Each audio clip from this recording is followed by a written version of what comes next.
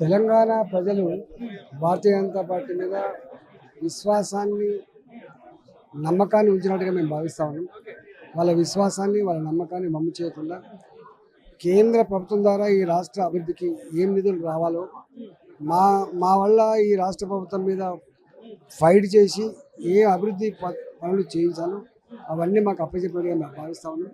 ఒక బాధ్యత కలిగిన ప్రతిపక్ష పార్టీగా ప్రజల నమ్మకాన్ని నిలబెడుతూ ముందుకు పోవడమే మా కర్తవ్యం అని చెప్పి భావిస్తున్నాం. సార్ అంటే అబ్కి బార్ 400 బార్ అన్నారు, కానీ 272 అంటే మ్యాజిక్ ఫిగర్ కూడా దాటలేదు అని చెప్పేసి అంటున్నారు. సో ఏం చెప్తారు?